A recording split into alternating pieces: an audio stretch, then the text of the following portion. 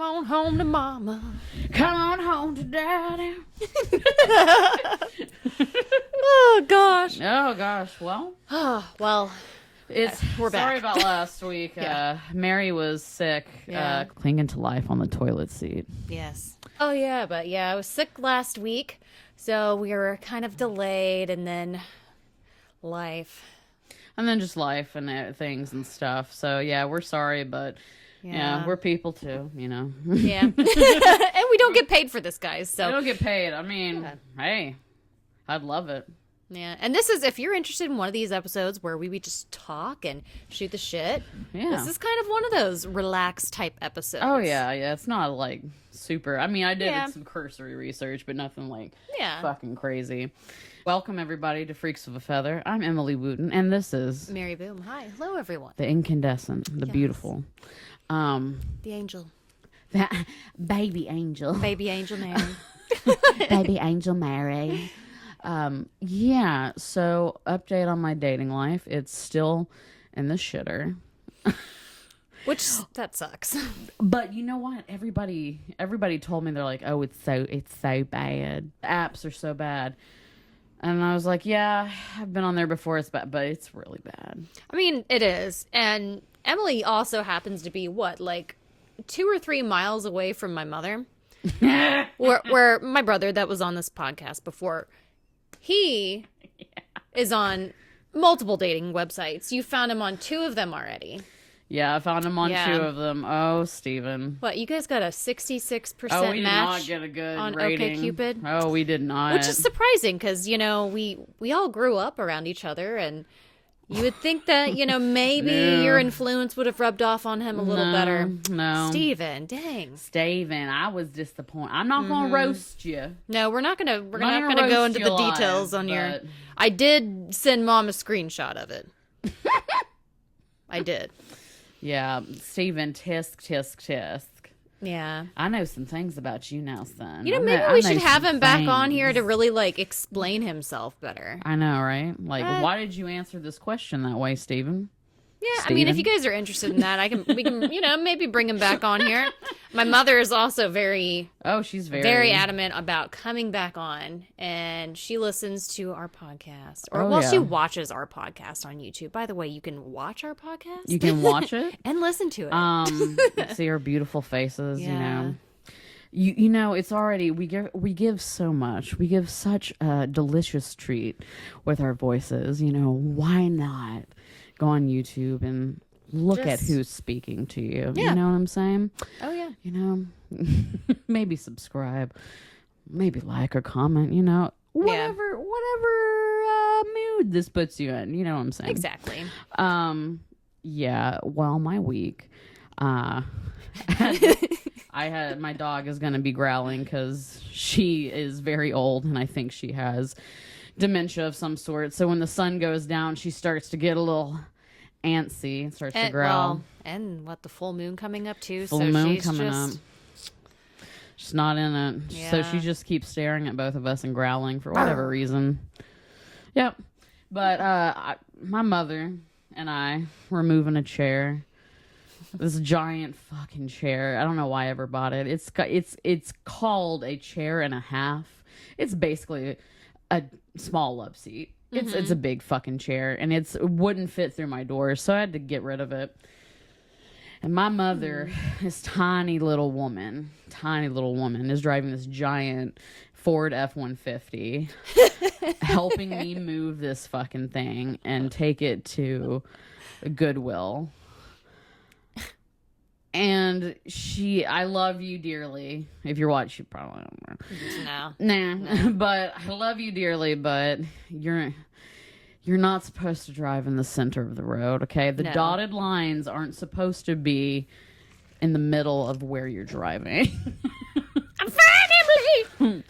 And I was like, Mom, can we pick a lane? Preferably the one where the cars aren't coming towards us. I want to be in Europe today. It's like, I'm fine. I don't know why. You're just like your father, just saying I can't drive. So the 2 people that get in a car with you are like, yeah, you can't drive. Might be time to have a conversation. She's literally in the middle of the road. I'm like, I don't want to die. Oh, and I know my mom listens to this, but I was talking about you today to Emily and her mom. And, when we were at going to Texas Roadhouse yesterday, you should maybe go to therapy and talk about some stuff. Yeah. I think you're a little scared of driving. In the car. Yeah, maybe. I think you can have your license still, but I think you need to, I don't know, maybe go to an eye doctor about your depth perception. It's a little scary. Roasting. Yeah, I'm roasting her. My mom would be like, that is not true. I did not drive in the middle of the road. Lies. I felt so bad the one time I brought it up to her in the car, and I was like, are you okay? And she's like, what? Like, you're very nervous. Oh, my cat is going to join us. Oh, kitty. Oh, yeah, that's a new update, too. Yeah, I've got a cat living underneath my house. Not my cat. Well, I guess now it is my cat because I've been feeding it. Yeah, that's my kitty. If you're just listening, you don't get to see how beautiful and majestic and just perfect he is. Yeah. He's not happy. He's being calm about not liking me picking him up. Oh, yeah. But he did speak into the microphone, so. He did. Take sit, buddy. He said hello. Sit with us. He's a beautiful tuxedo cat, for those who are not cat. watching. Beautiful, striking green eyes, if I do say. Jade green, if I might say so myself. But this cat that lives underneath my house, this little, I call her baby girl. She's a little tiny baby. She's so cute. She's super cute tortoiseshell cat. My cat fucking hates her with a passion. They were about to throw down in the front yard. Throw down, but she was more like kind of scared, and he was like, "I am gonna slit your throat." Yeah, like screaming at her. Oh, he's already been hunting and everything here. Brought you a chipmunk or something? A half-eaten mole. Oh. Which has been in my garbage can because your husband threw it in my fucking garbage can. And this is what that animals go in Germany. And every time I go to take the trash out, I'm like, oh God. He also did that when we lived, like forever ago, before we bought our house that we're in right now. It's a place we were renting, and we had a pool. And there'd be the occasional rabbit or snake. He would, instead of, like, when he cleaned out the skimmer, instead of taking them and, like, putting them in the woods or somewhere, he put them in the public trash. And then our neighbor watched us one day, I guess, and went and opened our trash can lid to see what was in it. And, of course, there was a dead rabbit or two. Oh, shit. So I don't know really what they thought of us, but that's really weird when your neighbor goes to walk to your trash can and opens it up. Maybe it's also weird that he was putting dead animals in it. Maybe it's the stink. Yeah, they're like, I know what decomposition smells like, and I think they've killed someone. It's wafting downstream, They're like, what is that stench? Oh my God, he's stuffing his trash can full of dead baby rabbits. Sick fuck. I am sick, German fuck, yes. He's been listening. He's just like watching from the kitchen window. Yes. I do not eat them. I suck the life out of the mouths. Oh, my God. Oh, sorry, Sven. Yeah, I mean, I don't think he listens either. So I think he says he does, but he doesn't. So fuck you! I do not support your extracurricular activities where you make fun of my voice. Oh goodness! Well, today I did some cursory research, and we've been listening to some things about what none other than, come on, people, fairies. Yeah. Fae, if you will. Some might say. Tinkerbells. Hinderfolk. The good people. Oh, shit. Oh, my God. They heard us. Oh. They don't like us making fun of them. I'm saying. Oh, God. I mean, every culture has similar deities, similar creatures in their folklore, right? All over the world. But the one that I'm going to talk about today, or what I'm going to talk about today, is specific to none other than Ireland. Yeah. Ooh. No, oh, you like that? You like that noise? Oh, yeah. Y'all who aren't watching, you like that? Oh, you love it? We watched a YouTube video earlier that was, Irish people are scared of the Fae. Irish people are scared of the Fae. Now, and he's like, I don't think any well-adjusted Irish people actually believe in the Fae. And I said, Yeah. fuck you. We also watched a video on a woman that gave some flower offerings to the Fae, Yeah. which apparently it's good to do that, You can but do. in other situations you don't want to leave gifts for the Fae. Well, anyways, so I thought, we're going into March. Spring is around the corner, Mm-hmm. And so I thought we would talk about the Fae, starting with the origins of the Fae, which some people believe is the Tuatha De Danann, which translates to the folk of the goddess Danu. Ooh. Also known as Tuatha De, the tribe of gods. So, long story short, there was the mythology behind the Tuatha De Danann is very, very thick. There's a lot of mythology. There's a lot of stories. There's a lot of wars that were fought. Supposedly, there are tomes thick, Tolkien-esque, about Tuatha De Danann. Okay, I'm not gonna go that deep. Let's just suffice it to say the Tuatha De Danann were a supernatural race of entities that were one of the first inhabitants of Ireland. Allegedly. And they arrived in Ireland. Some say via boat. Others say via smoke cloud.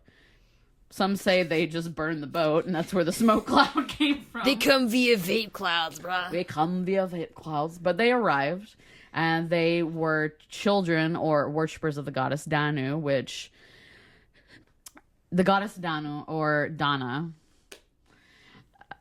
essentially is the mother of all creation.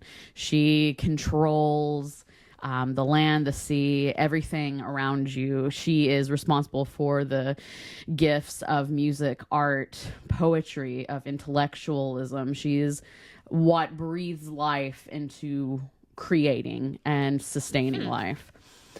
And in this story, Danu, there is a spirit that was in an oak tree. So the god that was in the shape of an oak tree, Danu was responsible for nourishing and taking care of this oak tree. So he's kind of like a Groot. I guess. Yeah, a little bit. Groot. A little bit. He's big, strong. Sexy Groot. Sexy. But the six-pack is a sexy oak tree Groot. And so she was responsible for nurturing this god, which I think his name is Bile or Bile. It was like the god of light or something, but he took on... Anyways. And out of that came the formation of the god Dagda, who is the good god, is what he's called. Good God. So Dagda is basically... Scared me. Sorry. The cat bell scared you. Yeah. Whereas Danu is responsible for the invention, the impetus, the creation of all things. Dagda gets the fun manager position where he gets to make sure that everything runs smoothly Sexily. so that all of these things can be, extant. So he's in charge of the processes which control like agriculture and creation of, arts and music and creation of of society and community. And that's what Dagda is responsible for. Okay. So that's a little bit about, but the Tata de Danen. So they arrive in Ireland and they defeat these giants. I know my dog just lunged for my cat. Stop!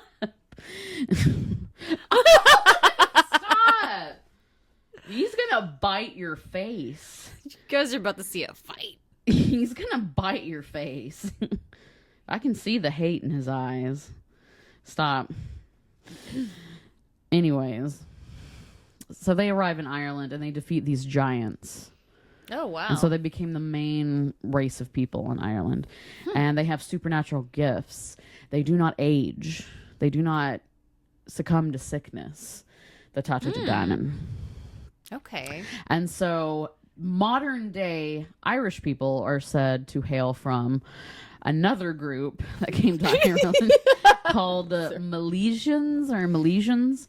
And apparently there's a couple of different tales. Either the Tata de Danen and the Milesians agreed to coexist on the island, except, you know, the Tata de Danen would be invisible, so they would have their space on Ireland, and then the Milesians had their space, and they could work together if they wanted to, but they were separate otherwise. And the Tata de Danen exist in the other world. Okay, so like other dimensions, when people talk about cryptids and Bigfoot and Mothman and whatever, the Fae essentially are kind of on the other side of the veil. The Fae, what we consider fairies, leprechauns, goblins, ghouls, well, maybe not ghouls, trolls, yeah, all are descendants Ken Peters, the Tata de Danen. Campaigners. Ken Peters. Ken Peters is just a fucking troglodyte. Sorry. Is a troglodyte a type of fae? He's just a fucking troglodyte. That's the worst kind of fae. The troglodyte. Wouldn't that be something? I don't know. That could be a story. Okay, these animals are losing their shit. They're like, you need to quit talking about the shit, okay? They're in the window right now. They're going to get married when she's on the country roads driving home. But yeah, so Fae are the descendants of the Tata de Danen. There are other stories, like a bunch of medieval Christian reminiscings, if you will, about how the Tata de Danen were angels that neither took the side of God or Lucifer in the battle in heaven, and thus they were punished for their inaction, and they were sent to live out eternity on earth invisible. So they're agnostic. No, I don't think they would be agnostic if they were angels. They were actually extant angels. I think they would definitely know they existed. Nah. I'm just questioning the nature of my existence. Yeah. But I think that's horse shit. Yeah. And there's some people, I thought it was interesting, the parallel between how in Christianity we have the creation of woman is from man's rib, right? Adam's rib. But in this, which predates Christianity, it's just funny to me that it's like the opposite. Danu, the mother goddess, the mother of all things, pretty much cultivated by nurturing nature, cultivated Dagda. Oh, okay. Made Dagda. See, that version, it does make sense. You know? Yeah. Now, some people like to think that Dagda and Danu were like romantic counterparts. Married. But no, I think they were just had that. They're just counterparts. Yeah, they were just fucking. Yeah. I don't. No, trust me when I say that the Tolkien-esque tomes about the Tata de Danen exist. There are whole entire subreddits just about Dagda's relationships with different goddesses. Oh. And the children that were beget by these trysts. Oh, he got around. Oh, yeah. Sexy tree. No. The tree was a different god. Okay. Oh, okay. Tree and Danu nurturing the tree created Dagda. Okay. See, it's only a little bit I'm probably confusing. saying this all wrong. It's not Dagda, you stupid. It's Dagda. I have no idea, but the Fae, of course, like a lot of people have heard about them, and oh my god, we listened to a really strange podcast from the Frey? So the Fae are, they're descendants of the Tetradanim. But anyways, when I say there's a whole plethora of stories about all of the kids, all of the all of the different wars and all the different supernatural kings of Ireland. Like, look it up. Literal just tomes about the different kings that ruled over the the supernatural king. Look it up. There's all this shit. But the Fae, I mean, encompasses so many different types of creatures. But some of them that you would know is, probably know as banshees. Mm-hmm. Oh, I know. Leprechauns. I was fucking obsessed with leprechauns when I was a kid. Yeah. I wanted nothing more than to move my Barbie doll house outside. Oh my god! Make a nice little, because in my head they were like Barbie size. I was like, ooh, I'm gonna make it nice in here. I'm gonna make a luxury apartment for this leprechaun. Ooh.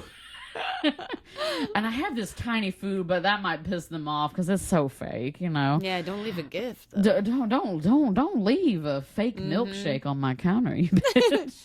You gave me a tiny iced coffee. Yeah, today. I have a problem. I have an addiction to things that are super teeny weeny. Mm-hmm. Think they're super cute. All the miniatures, they're cute. Oh, they're very cute. But yeah, so I love leprechauns. Mm-hmm. But we were listening to, and of course, Mary, if you haven't heard her story about the banshee. Yeah. I had, I guess, an encounter with one when I was I don't know, 9 or 10. Yeah. So you can listen to, we actually have a podcast you could we did the watch on YouTube. 100th episode. 100th episode, I retell the story. We recorded a podcast episode, I think, in our first year. It was our first episode. Oh my, okay, well, I just, right off the bat. I think we shared our spooky stories, our very first episode. I mean, if you're interested, go back and... The audio quality is... if you think this is bad, this is fucking horrific. This is us better, honey. Better. Yeah, we're doing better. But but you can go see the 100th episode. It's probably more tolerable. I think so. Yeah, than the episode 1. But yeah, so that's we were listening to this podcast, and I had listened to it a while back called Into the Fray, and they have, I think it's episode 100 and 103. They have this woman on there from the Appalachians talking about her experiences. And now everybody switches off our podcast. They're like, fuck this. Done. It's a long podcast. It's 2 hours. Oh, wow. You kind of have to But if you like to follow long conversations, they have callers that, or like Zoom calls or something with people that have experiences. So that was... Yeah, I don't want to give them any free. Yeah. They're good, but... Yeah.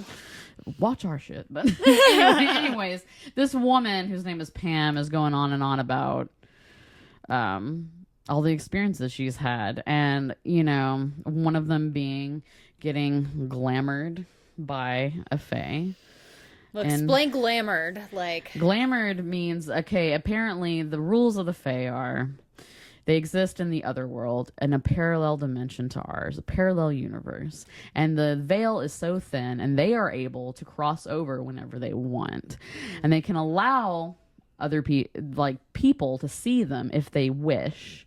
But they're also able to turn themselves, they're able to shapeshift and able to glamour people, which is essentially... fuck up your shit. Like make you feel like you're under a spell, like or you're something. under a spell, or like you're having a psychotic break, or you're they like get me seeing a lot. shit. Then they must give me a lot. I got me when I was in the Winn-Dixie last week, stripping off my clothes, sucking my titties, and sucking on my titties, sucking on my titties in the cereal and coffee aisle. And I swear I got glamored by a fairy. What the hell? If you were to say that, be like, help! Help! Help! Just like you're swinging your tits around. A fairy glamored me, help! If I saw that, I would die. Piss myself. But when you're listening to some of these other podcasts, they say it so casually, like, yeah, I got glamored by a fairy. I was dizzy, I fell, and scraped my knee. Well, she apparently, it made her feel like she was drugged, which... Oh. It made her see things, made her... I didn't put shit in her drink. She got glamored by a fairy. Glamored by a fairy, Mom. Listen, me? I did not try to date rape her. Fuck. It was a fairy. Oh, God, that's dark. Oh, that's dark. That's dark. I may cut that one out. Whoops. Whoopsie. Let that one out. But, yeah. I'm not going to give away the whole thing because I'm sure, some of you will go listen. But there are people out there who, they want to work with these things. Mm-hmm. And like Olive. No. I think she's the opposite. She's like, please quit talking about it. I can see one behind Mary right now. It's braiding her hair. Yeah, I don't know if you can see the dog in the video. Don't think so. Audio listeners, you cannot see it. So, yeah. Yeah, there's something behind me, I'm sure. There's something behind you, something in the wind. You never know. Oh, yeah, definitely something under your bed. Shut the fuck up. Listen, I have a really tall bed frame. It is comically tall. It's almost like just a singular, like the top bunk. It's borderline. It's really tall. I got it because when I had surgery, I was like, I can't be like stooping to like get in bed, so I got one that was really tall, and now it's just kind of a pain in the ass. Yeah. If you put a box spring on it with the mattress, it's fucking ridiculous. Oh, you almost have to run and jump to get into bed. Like it's. It was funny, but yeah, you can fit a couple people. You can under fit there. a couple of people under there, and that's scary to me. I don't like that. Yeah. Imagine like pan late at night, you just see me snoozing, and then you pan down, and there's like a thing holding on to the underneath of it. Like, God.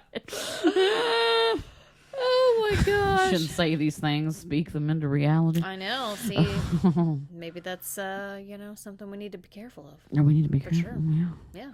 Well, it's like that idea of a tulpa. Do you know what a tulpa is? No. Tulpa is really scary. Okay, is this in the realm of the Fae or just cryptids? Or Yeah, I mean, sort of. It's sort of both, because a tulpa basically is something that it's the belief that if you talk about and believe in something hard enough, you can bring it into existence. Oh. So, like if you ever read American Gods by Neil Gaiman, there is this whole aspect to it that gods are only as powerful as there are people that remember to worship them and that keep them alive. And that's how they came over, like the Fae came over to the United States. By like manifesting it. But through the beliefs of the Irish and Scotch-Irish that immigrated here. And that's what helped manifest them, is because they had believers here. Oh. So you know what I mean? So that's one thought of it. But a tulpa basically is this idea of if you create enough belief and insistence on like an idea or like a being, it can come to fruition. Oh no. So sort of like oh god, that makes my mind go to like weird dark corners. So like a lot of people think like there are cultural tulpas like Slender Man, and stuff. Okay. That people like. It's just like, yeah, but it's really scary if you think about it too hard. It can be. Don't be careful. It can be really nice. Yeah. It could be really sweet, but it could be profoundly negative if you go in the wrong direction. But yeah. So the Fae, and I just, these people on the internet like that are like, oh, you'll see it all over TikTok, you'll see it on YouTube. They're like, oh, you should, working with the Fae is so beneficial. All you gotta do is leave out a crystal or some flower petals, and they're gonna be your best friends and help prosperity come to you in your house. And then you have people on the opposite side of the fence who are like, no, do not ever interact with them. They are dangerous. They don't understand what humans need to survive in order to live. They are like human beings in that there are some that are fine and there are others that are really terrible. Like, when you think of that, and then you consider like all of these missing 411 stories, Jesus right? Christ. And how there could be, portals, open for things, whether it be fae, cryptids, whatever you want to call it. Just we'll call them creatures, I guess. Critters. Some critters. Some critters. To come in and out of this veil. And I guess, of course they would be in beautiful places. Like, national parks. Oh, yeah, no. The Fae are known to stalk, like, the Irish burial mounds. I've heard that anything that is a precipice, like is in between, that's a break in the veil. That's a border that is crossed. So like bridges, doorways, before like sunset or sunrise. Yeah. Oh, okay. So liminal spaces in between spaces. So if you pay attention to them, or they're more likely to be seen because it's a liminal time. Okay. It's in between night and day. Okay, and it has to be. It's an in between space, so it's a doorway. It's an opening. It's a boundary. So in between time of the day, in between space, like a doorway or. Oh God. That's why there are people that have whole ideas around manifesting and using doorways to manifest, because you're crossing a precipice every time you cross through an opening, an entryway. Yeah. It makes you think about like little kids being scared of their closet doors being open at night. That's what it makes me think of. Yeah, maybe like, because they say a lot of the times that little kids are able to like see things, right? So what if they're actually seeing things? Because I can remember like having to close my door at night to my closet door, and I would have to keep my bedroom door open because I was afraid of whatever was behind that door. Right. So I don't know. I can remember one night in particular, I was really scared as a little kid, and my bed faced directly towards my closet. And I was like, my dad wouldn't let me keep the door open, so I took one of those little Barbie cars or whatever to my bedroom door and propped it open. I don't know what was wrong with my closet, but it was like, I don't know. Scared the shit out of you? Well, it was like, it would like creak open and weird crap. Oh, I was absolutely terrified of the dark when I was a kid. I was terrified. I hated it. And if you've ever looked into the pitch black, say it's in a room or outside when you've just left, like say this really bright room, and I were to go outside and, walk around somewhere in the dark corner of your yard, you see things in the night. Yeah. When your eyes are trying to search for that light and adjust, sometimes, your mind plays tricks on you too. So I don't know. I've never seen anything. I can say I've never seen anything. But yeah, there's a whole thing about how you access portals through their liminal spaces, gateways, basically. It's going to make me want to close my eyes every time I walk through a door now. And it's like twilight out. Ugh. Yeah, but apparently the people who do like to work with fairies, for whatever reason, I have a whole book that is dedicated to, it's an encyclopedia of spirits.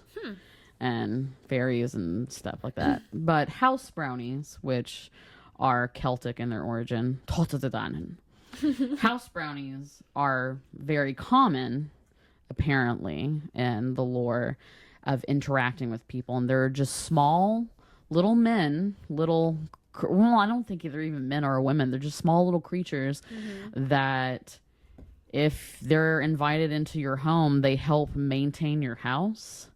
If you work with them, they can help maintain your house. Oh, wow. And so that's, I guess, why some people like to work with them. Other people are like, no fucking way. Put some iron over your doorway.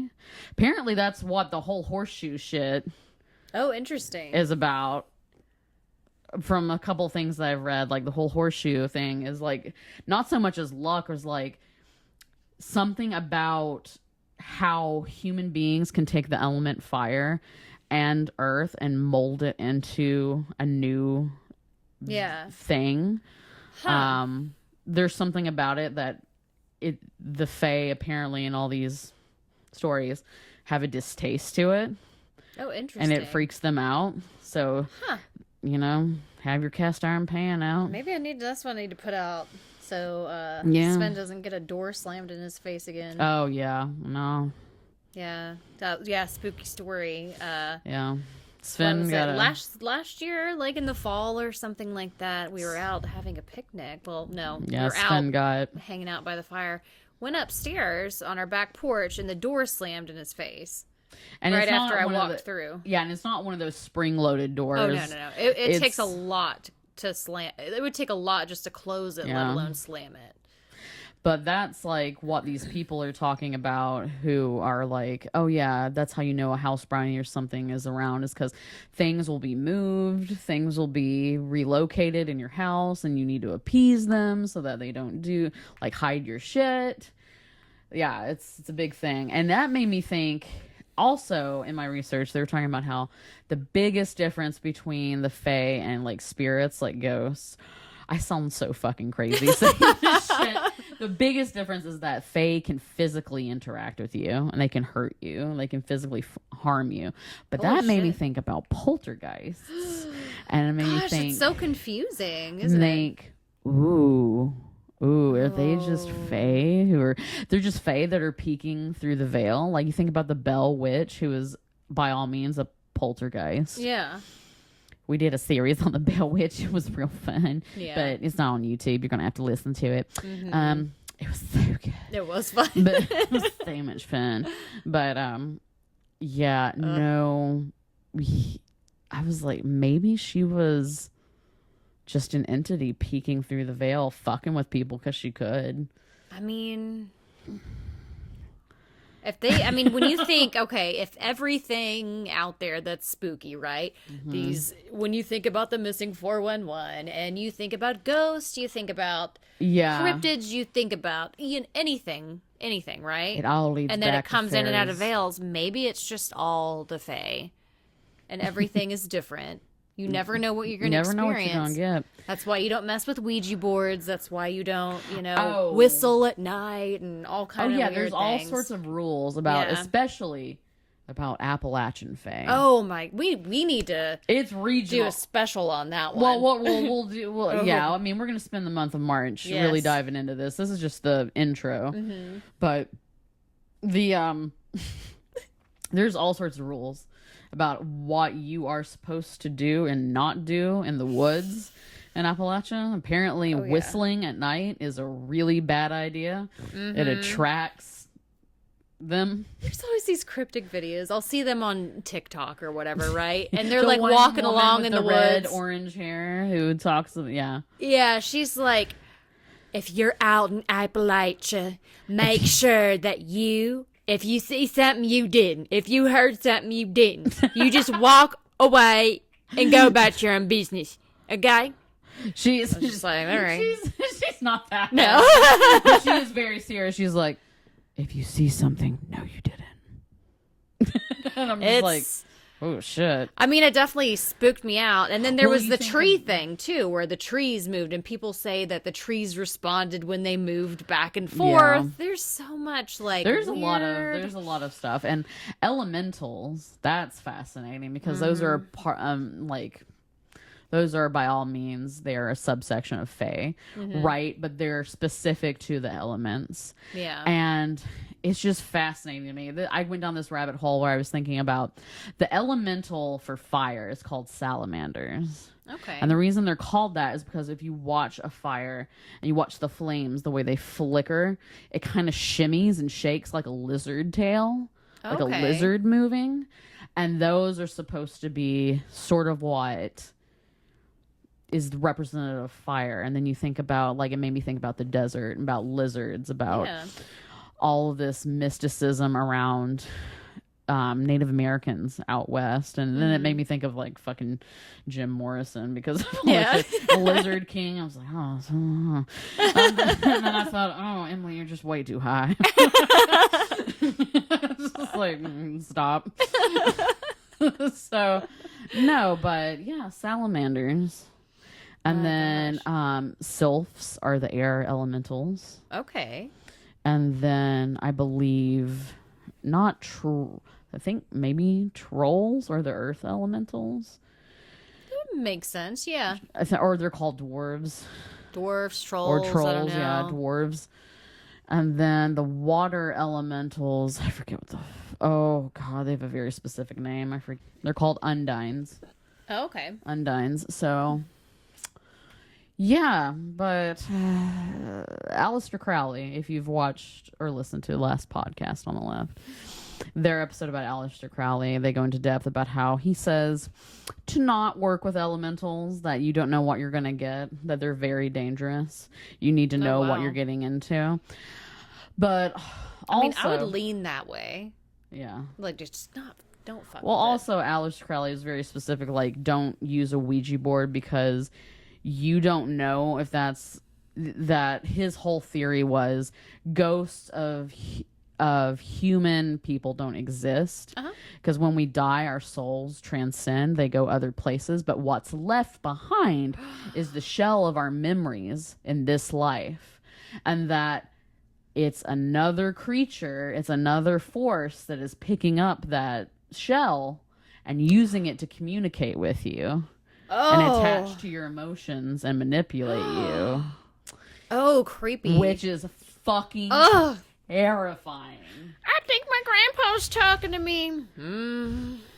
Right. So don't ever use a Ouija board because you're not talking to a dead relative. You're talking to... What about cardinals? Is it true? Oh my God. Like, that's a big thing in Appalachia, is like the belief that red cardinals, specifically male cardinals, it's always like that if you see them, it's your dead relative coming back to visit you. And all I gotta say is I was changing the other day and I saw two cardinals peering in through my bedroom window, and I was like, God, I hope that's not true. Yeah, honestly, too, like, because I've been seeing a lot of birds at my house, like quite a few, like 2 flew in my house last week. I mean, there's probably some fucking folklore about that too. Yeah. But anyway, they're sure. busy. The cardinals are everywhere, and I would think if those are my dead relatives, God, get a life. Leave me alone. Like, I don't want to be. I mean, a bird would be fun. Every It'd be once fun in a to be while, back you as a- know. Yeah. It'd be fun to be a bird. Yeah. Like, it depends on which bird, though. You wouldn't want to come back as like a parakeet. That'd be sad. Yeah. You'd want to come back as like, yeah, a cardinal or a mighty hawk. Mighty hot. Oh, an A eagle. meaty hawk. An eagle that gets rehabbed, and then now you're in Dollywood. Yay! Which, if you've never been to the Dollywood theme park, they have eagles there. Yes, they do. And I didn't realize how big bald eagles are. They're Alaskan huge. bald eagers. Eagles. Yeah, Alaskan bald eagles. They are enormous. Mm-hmm. They're like the size of a 10-year-old. Oh my God. I took a client with me when I lived up north to a conservatory that had all these birds and shit, aviary, I guess you would say. And they're all these turkey vultures and eagles, and those fucking eagles were monstrous. Like, I was looking at my client. I was like, if those bars weren't there, he'd be plucking out both of our eyes. Oh, yeah. Oh, yeah. Just to be clear, my client was with it enough to get that was funny. I wasn't being an asshole. That would be cruel if that was... They were with it enough to understand that it was a joke. Oh, my gosh. But I was like... Oh, I bet they're pretty strong. I bet they're pretty freaking strong. I bet they could pick up a... I wonder how aggressive toddler. they are. Oh, I'm sure. I don't want to Anybody test out there ever fight a bald eagle? I'm sure they're very aggressive. I don't want to try it. I don't want... You see those fucking talons? I mean, I don't like regular... I mean, I literally, when that bird came in my house last week, I was in my kitchen. I hit the floor. My son's like, oh, what do you want me to do? You know, he doesn't really understand how to let a bird out necessarily. But instead of like just thinking, I collapse on the floor and cower. It reminds me, did you ever, in the early days of YouTube, I forget who the creator was. It was a guy in a neck brace. Oh! Yes, and the one skit that they did that I thought was absolutely hilarious is it's him and his dad, and a bird gets in the house. He's like, Dad, there's a bird in the house! And he throws like a shoe at the bird, and the bird just like falls off the wall. It's the dumbest shit. Dad, there's a bird in the house. Oh, shit. The dad is the one with the neck brace on. Oh, yeah. Oh, it's the guy that pretends he has Tourette's or something, right? No, I don't know. Shit. He's just like, shit. Throws a shoe at the bird and it falls off. Oh, Lord. Well, this will be exciting. This will be good. I'll be curious. We'll have to dive in and see like how aliens are connected to all this too, because I've also heard like some things like, oh, they can come in and out of the veil because it's connected to different dimensions and galaxies, and so it's all Fae, which sounds freaking cuckoo bananas, but it's all Fae. Fake. It's Sorry. Fake. Ken Peterson is actually a Kelpie. He's a Kelpie. He's an evil Kelpie. He's mad because he's not in the water. Ken Peterson has to soak in bathtubs to get all of his energy back. Well, he's probably just this black mass. He was a black mass, and then he wandered down the street, right? Yeah. Found an adult movie theater. Oh. Jumped into a man that was, visiting it. And that's Ken Peterson now. Ken Peterson is just a Kelpie wearing a horse suit. Man, wearing a horse skin. Oh, God. Ken Peterson's not only a whore, he's a Kelpie wearing a horse. Oh, gosh. Yeah. All right. Well, we love you. We hope you enjoyed this one. I know it's a little bit goofy woofy. It's a little goofy, it's but a little goofy Goberson, but we're getting into it. We'll be talking more about this month, so yeah, it'll be exciting. But please do listen, like, subscribe. Indeed. We love you. Yes, we'll see you next time. Bye. Bye.